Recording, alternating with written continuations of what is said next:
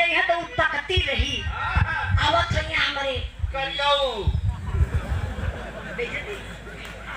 मेरे भाई आवत होइला मरो भाई बहिनी आ जाई है गा बजा के कहल हुआ अब उजाना बहिनी में तो रहगा अच्छा जब ये जाई है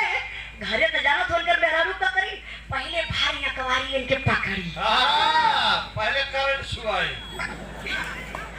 अकवारी ने पहले पकड़ी अब पकड़ने के बाद ऐसे अकवारी में पकड़ ले धीरे-धीरे हाथ इनके यही जेबा में डाल दे हां एक दिन बाद फटा जेबा पहले चले आला कुल बात ना बताओ जरे सबके पागल कहीं का ना गड्डी बेइज्जती हो जाएगी इसका अच्छा जाना थे भोला प्रसाद यादव दरोगा जी गौरहाट की धरती से 500 रुपए का पुरस्कार देकर के आप सम्मान किए बहुत बहुत प्रणाम आशीर्वाद के जा रही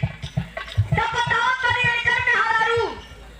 अब ये जेबा में हाथ डाली हाय हाय तो डालने के बाद वही में हां टोई देखी हां की गायब कर लिया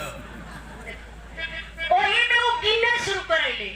यही वो देखा तनी पारखी औरत जो 100 वाली नोट नहीं हो के लगे कभी बाबू माई बोले अरे 500 वाली नहीं हो के उठा के धीरे से कहां डाली बेलाऊ जा इंडिया में जहां से क्यों पकड़ियो न मारे रानी तुरंत की अच्छा वहां ढल गई तो कहां कही ए सुनो का पापा रात भर का थकल हुआ अब चला तो तनी मालिश वालिश को दे अच्छा तो भैया तेल गरमाई के रखले रही अब तेल गरमाई के ले जाई तो पहले इनका शर्ट खोली हां फिर पैंट खोली अरे कुल बात ना बतावल जले हाँ शर्ट खोली बढ़िया से अब शर्ट खोलने के बाद और अपन कल्पना आप लोग करी है कुल हमें थोड़ा ना बताई अब ले जाए के बढ़िया से सुताई गई अब सुतौले के बाद भैया एड़ी से कपारे ले तेल लगाई हे मास्टर साहब का